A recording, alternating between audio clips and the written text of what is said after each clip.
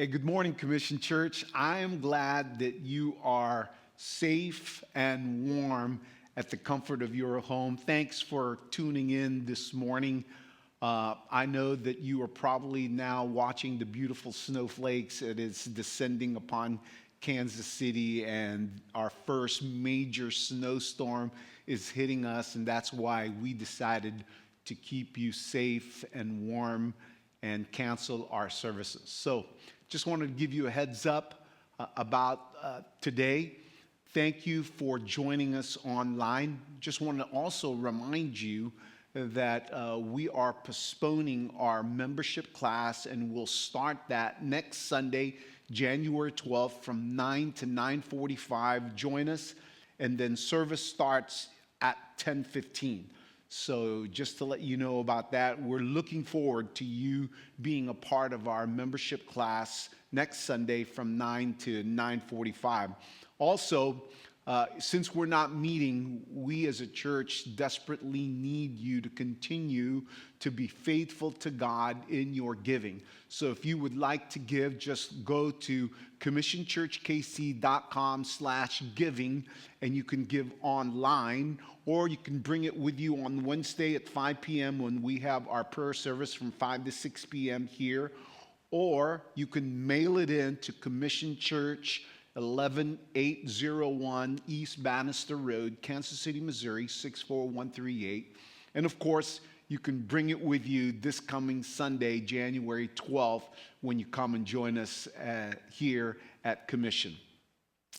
We also want to let you know, just because we're not meeting together this Sunday, we want you to start our 21-day fast and prayer beginning this Sunday, January 5th, lasting through January 26th. We want to start the new year committing this time to the Lord as we fast and pray together as a community. So just want to let you know about that. And I hope that you will understand that although we are not meeting in person, just want to tell you that this time where you're watching our service online, just want to caution us that this is a teaching moment for us as a community, that our online presence is not a replacement for church.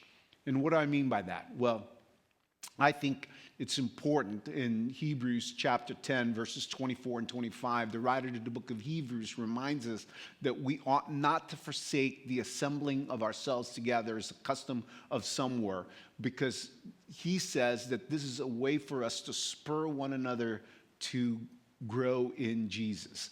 And so what am I trying to tell you? Well, it's important because I think our world and our culture today thinks that church is no longer meaningful in their lives. And that's not the way God intended it to be.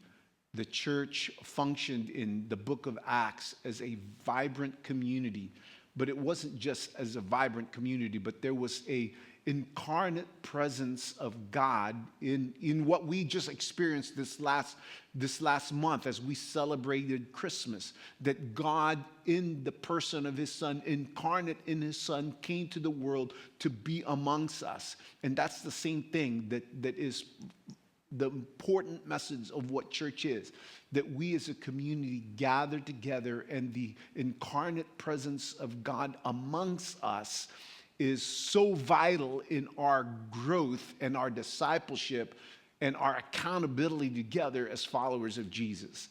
And so although we are able to experience church in a small way as you are watching through video, that is not what church is. It is a gathering of the followers of Jesus in community where we experience fellowship and encouragement and joy and celebrating together the body of Jesus, and be able to hear a prophetic word and inspired word in the gospel, the good news that comes as we are gathered together and part of the body, and we meet together and understand that God is amongst us. So just I want to let you know that our online experience is not the church. So I'm going to encourage you next Sunday to come join us in person here at Commission Church, starting at 10:15, to come together as the body of Jesus to celebrate the good things that he will do for us and through us in 2025. I think I find it very interesting, church, that we begin the brand new year of 2025 with a snowstorm. Now, I don't know if most of you know me. You know that I'm pretty much a very rational and scientific kind of a guy, and I see things pretty much black and white. And it's interesting that we begin 2025 as a preaching team talking about the book of Daniel. You see, Daniel isn't just a story of some ancient dude that lived faithful to God. Rather, I think that Daniel is a blueprint for us as we navigate our world today with so many challenges. And how do we face those challenges? We face them with courage, we face them with conviction, and we face them with hope. So I think it's kind of ordained and divinely inspired that in a middle of a snowstorm, in a world that is rapidly changing, here today at Commission Church, we're going to talk about Daniel's story and how Daniel provides practical lessons for us on how to live boldly for God in the midst of cultural pressure and moral compromise and total uncertainty of life. And Daniel is going to teach us some timeless lessons about staying faithful to God in a world that often opposes him. So I love this because in Daniel chapter 7, notice what Daniel says in Daniel chapter 7, verse 13 and 14. And you're going to find this because we've connected on our email an overview of the book of Daniel, and you can download that. And if you'd like, you could go on commissionchurchkc.com/sermons, and you can find our slides for today's sermon. So in Daniel chapter 7, verses 13 and 14, Daniel writes, God's kingdom is one that will never be destroyed. You think about that, because when we read those words, it assures us that God is in control even when history and your present situation doesn't see it. And Daniel encourages us to persevere when we go through trials. And when we read Daniel, he inspires us with hope in regards to God's eternal plan. So I tell you all the time here at Commission, a text without a context is a pretext. So let's go through Daniel in an overview fashion. First of all, who wrote the book? So when we see the book of Daniel, we understand that the person who wrote the book is Daniel himself. And it's a product of his time in Babylon as a Jewish exile from Israel. So as a context, in about 605 BC, King Nebuchadnezzar of Babylon conquered Jerusalem and exiled many of the Jews, including young nobles like Daniel and his friends.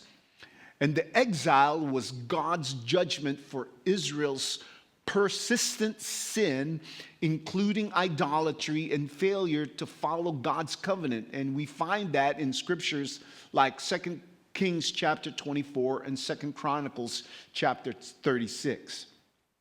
And as a young person, Daniel lived through the transition of power from Babylon to the Medo-Persian Empire under King Cyrus in 539 BC. So there is this like 70 years worth of exile that Daniel lives through beginning as a teenager. So once Daniel arrives and the leadership of Babylon sees him, they totally transform his identity by, first of all, changing Daniel's name from Daniel to Belteshazzar. in an effort to completely identify him with his new home. And as a matter of fact, we know Daniel's friends not with their given Jewish names, but rather with their Babylonian names like Shadrach, Meshach, and Abednego. So what we see is that Daniel lived throughout this 70-year captivity and became one of 3 administrators over the provincial governors throughout the kingdom. He rises in power as an exile in Babylon. So that's who wrote the book. So where are we now? Where are we? Well, the Babylonians exiled the group containing Daniel and his 3 friends, Shadrach, Meshach, and Abednego, to the cultural center of their empire, the city of Babylon, in 605 BC. And as a matter of fact, this was part of 3 deportations. In 605, 597, and 586 BC, the Babylonians carried out in Israel, subduing Jerusalem and the unfaithful king Jehoiakim. And Daniel and his friends were immersed in Babylonian culture, which was steeped in idolatry, polytheism, and focus on human achievement. And they were immersed in Babylonian literature, language, and cultures. Why? Because they were doing this so that they could have these Jewish teenagers growing up to be men to serve the king's court. And it presented an incredible challenge for Daniel and his friends to keep their Jewish identity and their faith. So here he is, Daniel, as a teenager, finding himself in the midst of a strongly polytheistic religious culture, meaning that he had ample opportunities to fall into error. However, given all those opportunities, he stood firm in his faith amongst this incredible culture opposed against his own belief in God. And he withstood the persecution and stood firmly in his faith. So the question begs us, why is Daniel so important for us? Well, Daniel is one of the few books of the Bible that takes place during a period of judgment. Many books in the Bible foretell judgment or look back into it, but Daniel takes place in the middle of judgment in a foreign nation. And the book of Daniel makes it clear that the one true God is the supreme ruler over heaven and earth. And when all seems lost and the consequences of sin seem overwhelming, we can understand that God is still sovereign. I want to tell you today that here's our big idea, that the book of Daniel stands as a unique mix in the Old Testament. While it begins with history and makes a strong transition at chapter 7 where it contains future events significant to the Jews, Daniel gives us a timeline of when Israel's Messiah would appear and the events that would follow that. So that in both historical and prophetic sections, Daniel presents a strong case for the absolute sovereignty of God, even over a multiple absorption of foreign powers that overcomes the Jewish nation. Think about that today. What is going on in your life where you feel like things are out of control? Where you yourself have no control of what's happening in your own life? I'm here to suggest, like Daniel is suggesting to all of us, that in the middle of life's uncertainties, in the middle of things that are just going wrong and things that could go wrong are going wrong, when all the prayers that you prayed haven't been answered and trials come your way and it feels like God isn't there and you aren't being listened to, and then fear sets in and shame sets in because you make decisions that aren't pleasing to the Lord, and you face the ramifications of those decisions. I'm here to suggest, as Daniel is suggesting to all of us, that ultimately you and I have to totally have faith in the God who is sovereign. That God is in control of your life. He is in control of the nation of Israel and his people. He is in control of the future and what he wants to do through them and in them. As much as you feel today that things aren't in your control, God still controls your life. And whatever happens in your life, God knows, and he loves you and cares about you, and he is not distant from you. Rather, he is fighting for you and knows exactly what you need. I think for all of us today, we have to understand this idea of sovereignty, this theme of sovereignty that occurs in numerous occasions throughout the book of Daniel. Think about this. God is sovereign when? God is sovereign when he delivers Daniel from the lion's den. God is sovereign when?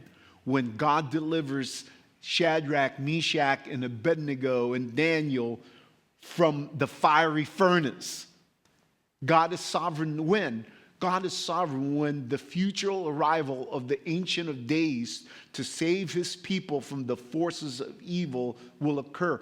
This is God's sovereignty in action in the life of Daniel, and it shows us that God is sovereign and he is moving in your life and in mine.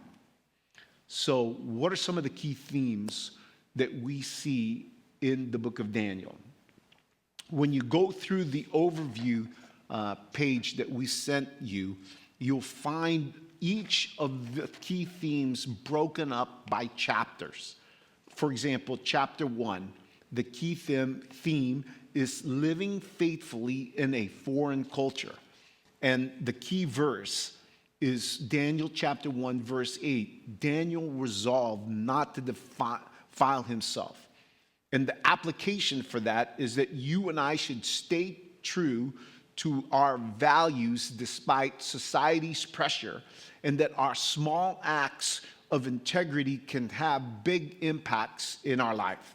So if you look through the overview that we provided, and if you want to print it out, when you come to church this coming Sunday, we'll have it printed out, and you can grab that. Every chapter gives you a section.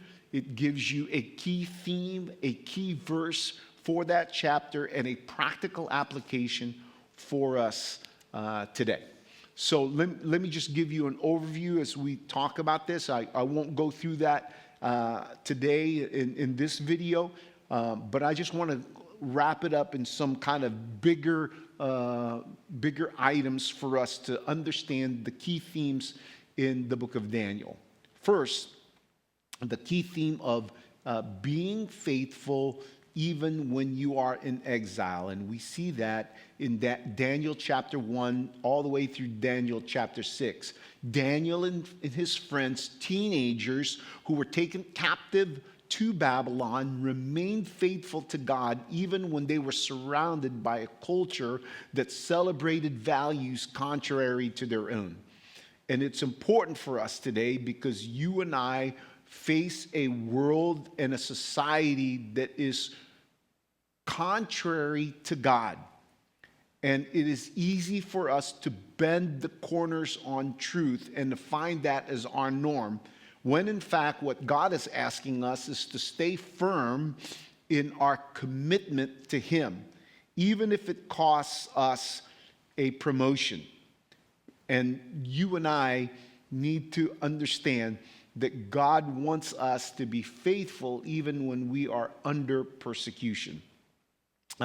Another big area for us, or another big theme in Daniel, and I've suggested already for us, is God's sovereignty. In Daniel's interpretation of Nebuchadnezzar's dream, revealing that earthly kingdoms will rise and fall, but both of these kingdoms are under God's control. Even when that he is being thrown in the lion's den, him and his friends are thrown into the fiery furnace. Daniel understands that in those situations, in his own personal life, God is sovereign and he controls Daniel. So for us today, we need to remind ourselves to trust God, to trust him in his sovereignty.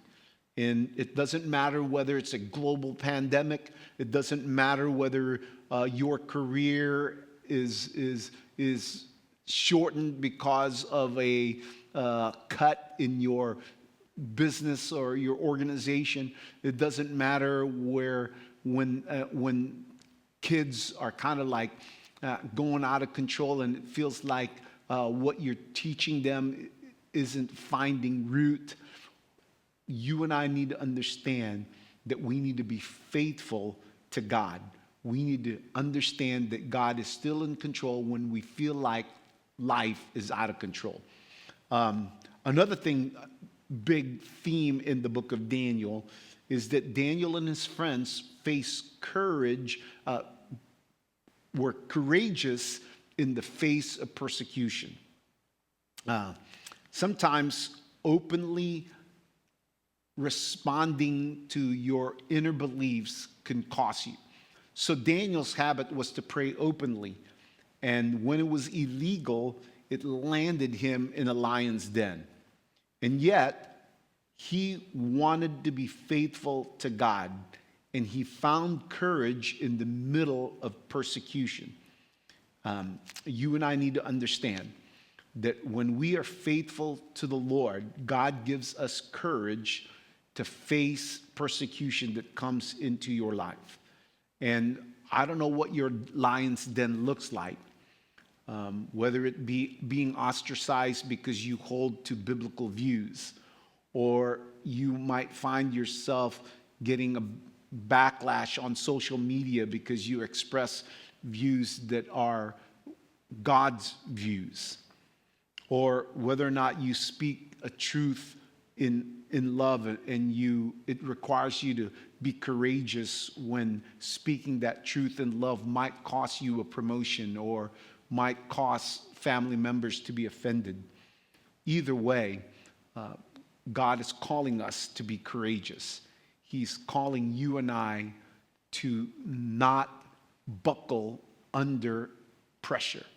You see, friends, courage doesn't mean the absence of fear. It means choosing faith over fear. Like Daniel remained steadfast in his convictions, knowing that God would see him and honor his faithfulness. Courage under persecution. And then I think the last theme we find in Daniel in chapters 7 through 12 is God's eternal kingdom. I want you to know today that the kingdoms of this world will rise and fall. We all know this. History always repeats itself. Think about this. Think about the powers of history. Every historical power, every nation, every historical leader who rose up in power fell. But Daniel reminds us in Daniel chapter 7, verses 13 and 14, his kingdom, God's kingdom, will never be destroyed. You see, friends, our country is a great country, but our country will not last forever. God's kingdom will last forever. And Daniel reminds us that God's eternal kingdom will indeed last not only forever, but it will reflect the beauty of the God who reigns over that kingdom. And so as we walk through Daniel, we're going to be reminded today that Daniel understands. I love this. Daniel chapter 8, verse 25.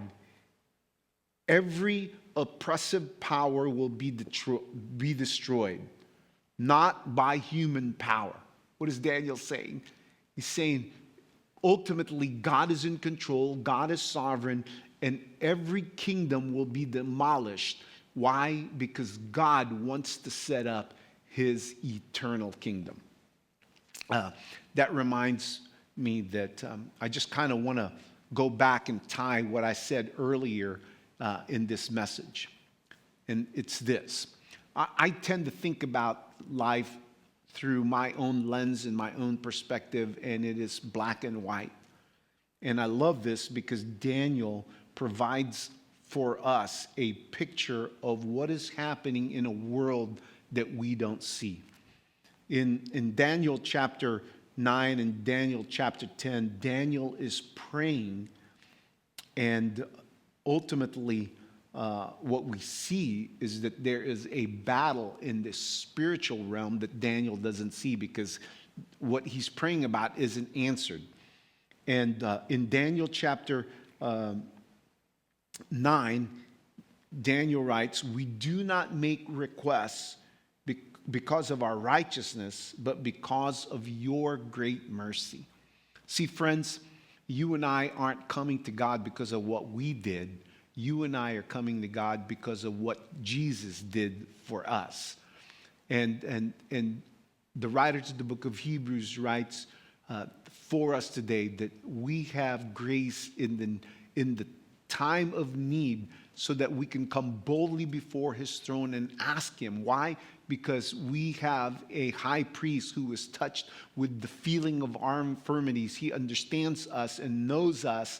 And because of his great work, his great sacrifice, once and for all, we can come up and make our requests to God because of his great mercy to us. And so Daniel is praying and asking God to meet his need. And all of a sudden, Daniel shows us that there is this incredible spiritual battle in the heavenly realms, and there is a fight that he doesn't see. And in Daniel chapter 10, verses 12 and 13, Daniel writes, "Do not be afraid. Your words were heard, and I have come in response to them." And that's a text that talks about when Daniel began to pray to God, his prayers were immediately heard by God, and God was responding to Daniel's prayers. And there was this incredible spiritual battle, and we're going to talk about that. But the main theme that I want to get through as an overview today is that there is an incredible spiritual battle happening in your life and in mine and in our world today. Paul writes, and he reminds us, we battle not against flesh and blood, but against principalities and powers and rulers and wickedness in heavenly places. So Paul reminds us today that you and I are engaged not just in a physical world, but there is a greater reality present among us of a spiritual battle that is being engaged, and you and I must be faithful even though we can't see that. So today, I want us to understand a couple of things, okay? And why this matters for us today. Why are we studying the book of Daniel? Well, first of all, we find ourselves in the middle of faith and culture.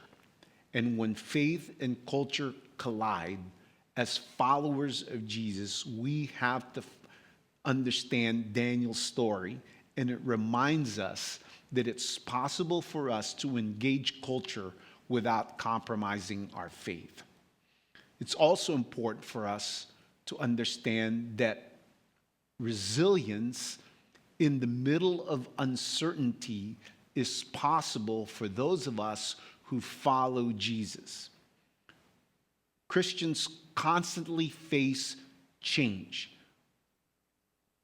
We constantly face problems, difficulties, trials.